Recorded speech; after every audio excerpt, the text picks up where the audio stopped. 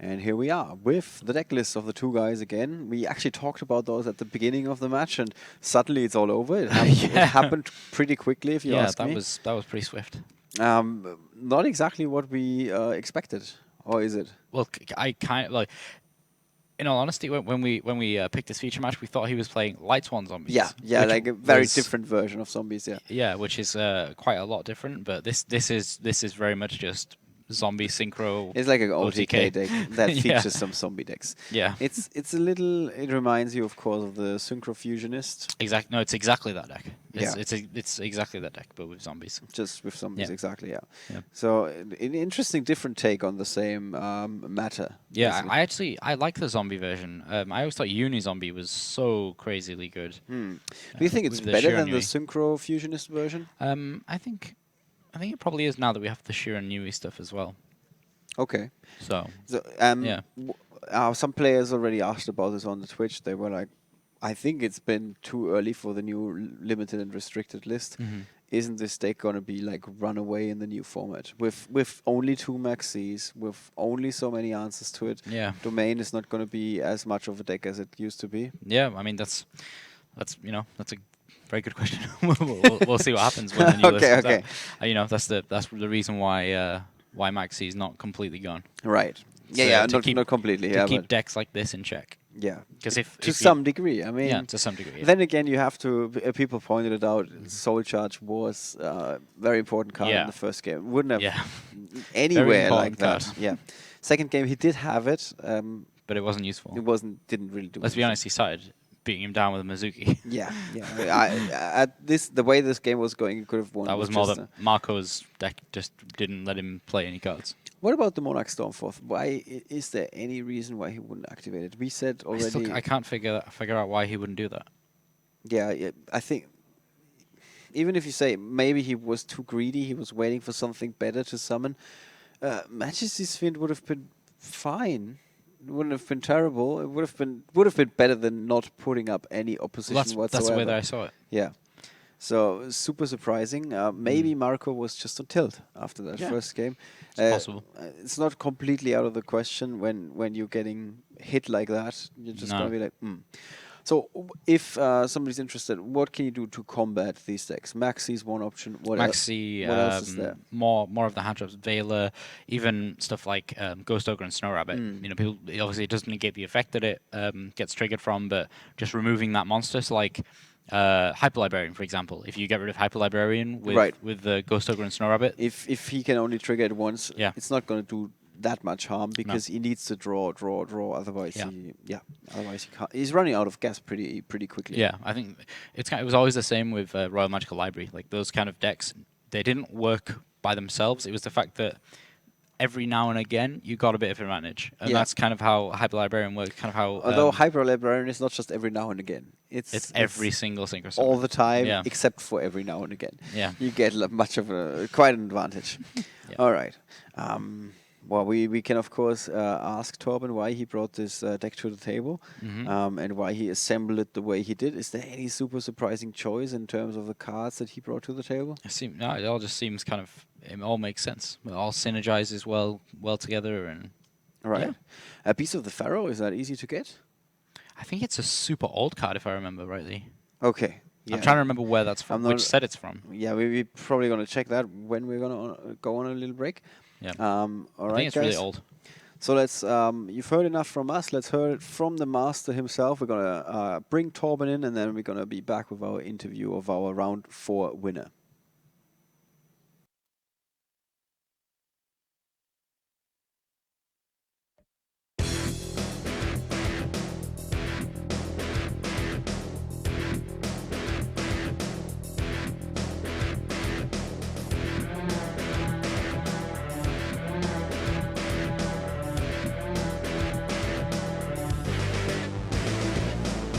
Long ago in ancient times, a sacred game was played of both spirit and mind.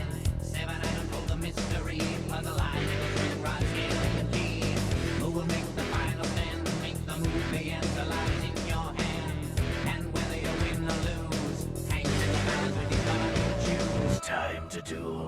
There's a presence deep within. Search your soul, take control, you will win. Two forces intertwine.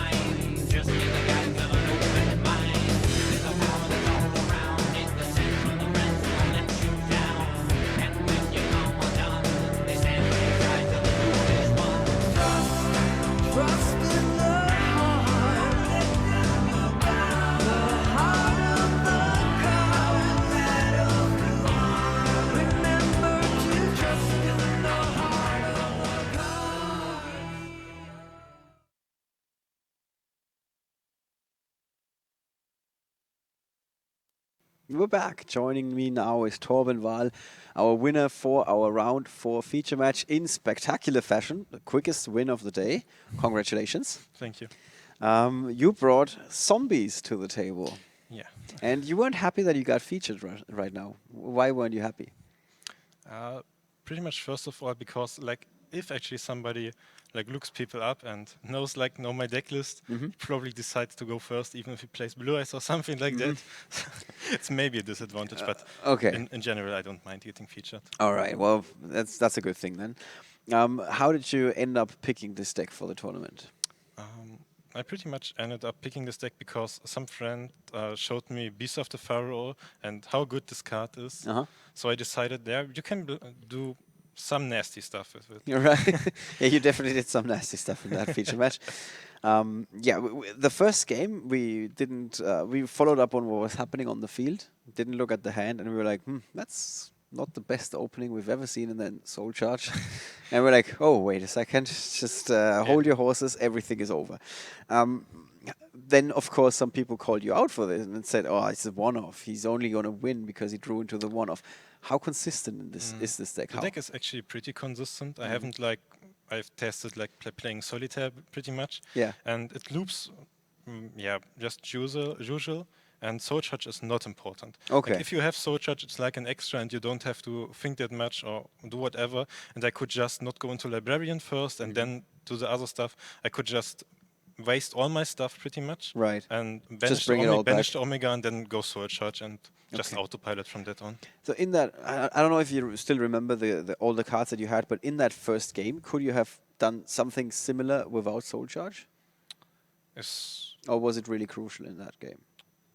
No, I guess I had something like Desynchro, or I think I You did have could Desynchro, yes. Yeah, I had Desynchro, so yeah, I could have played like another combo and So like not have bricked, obviously. Right. Then it would have like been decided by Librarian top decks. Right. But there would have been like some. then again, you would have had another card in Yes. hand, so it's always hard to tell. Yeah. All right. The main deck seems pretty straightforward. It's all about the combo. Yeah. What about your side deck? What did you bring? What did you side in it? My side deck is, I guess, just the interesting thing is I play one Naturia Beast, one Black Rose Dragon, one Scrap Dragon in my side deck to like change my extra deck because my extra deck is pretty much just go first and it cannot really interact with your opponent's board. So Scrap Dragon and Black Rose Dragon are pretty good to do that. Also, Black Rose can like blow up Pendulum Scale and Sky Iris and everything they have, Yeah. and they just lose after this. Okay. Yeah, Scrap Dragon is pretty much the same to our Secret Village and Floodgates. All right. Naturia Beast is, it's like if I cannot play like the whole turn, like combo my opponent with getting Void Ogre, Crystal Wing, and leaving them with 0 cards in hand. Right. I can just go Naturia Beast versus Monarchs versus Pendle and stuff like that. Very interesting that you're The playing other cards those. are just to out Floodgates and monsters. Yeah. Pretty much the Yeah. only thing I need. All right, and like you said, your extra deck is mostly all about the combo, really. Yes. Okay, you are now 4-0, so everybody who's like, oh, he's just lucky. I mean, you already beat Eugen Hyde in the round before. How did that game go? Yeah, pretty much when I won the dice roll against Eugen. Uh-huh. First game he scooped after losing 3 or 4 cards in his hand. Right. The second game he kind of bricked, but he had Maxi and my hand wasn't good enough to empty his deck, so I just scooped and didn't waste any more time. Right. And the third game was I just went first and hand looped him again. How is this deck doing in the timeout? Is it because I rarely reach the time. okay, well, that's fair enough. But in the first game, we saw your opponent not giving up, and it was pretty obvious that he would not go on and win this game. I'm pretty much playing my whole turn until my opponent has nothing left if I don't like slow play anything or have to think about some situations very long. And if my opponent is not reading or do not have to read every card, Yeah. that's probably a problem. So it's like 15 minutes, 10 to 15 minutes one turn Right. to win the game. And ending one game in probably 15 minutes is actually really fast at the moment. Yeah, that's not too bad. That's true, because very often we end up with 40 minutes and 20 minutes Yes. that people still do in the timeout. All right, so it doesn't really happen, is what you're saying. Yeah. I was just surprised. If it happens, it's like a one-turn deck pretty much. Yeah. I rarely go to 2 or 3 turns. That's a good point. So Yeah, you only need one turn. Yes. So even if you end up in the timeout, you can do that gigantic one Yes. turn, and you're still like, yeah, okay, let's see what you do with 0 cards in hand. All right. Very, very interesting choice. What is your expectation for the weekend? Where do you think you're going to end up with this deck? I did not imagine being 4-0 in the Okay. tournament. I can say I got pretty lucky, or just probably deck is good or whatever, but I don't know. Maybe I can reach the top cut. I would be really happy reaching the top cut, Okay. but I didn't expect it at all. You know, there are some decks that tend to do better in the Swiss rounds, and some Yes. decks that don't do as well in the Swiss rounds, but once you are in the top cut, everybody else has a really, really tough time playing against you. Would you say that this is better to reach the top cut or to end up winning the entire tournament once you've reached it? Probably it's harder to get to the Swiss because your win percentage has to be really high to just go through Swiss, and probably don't break, don't lose, don't get a draw or anything. Yeah. And in the top cut, you can just high roll, like, I guess 4 games in a row, or Yeah. I think it's 4 games in a row. And it's easier to high roll 4 games than perform consistently with about 10, 11 rounds with this deck. All right. Well, interesting assessment. Well, thank you very much. Looks like it's a good choice, and you're getting rewarded for it. We always love to see that players can bring interesting decks, and then they can do well with it. We hope we're going to see you tomorrow, maybe even in the top cut. So congratulations again on your victory, and good you. luck for the rest of the weekend. Thank you very much.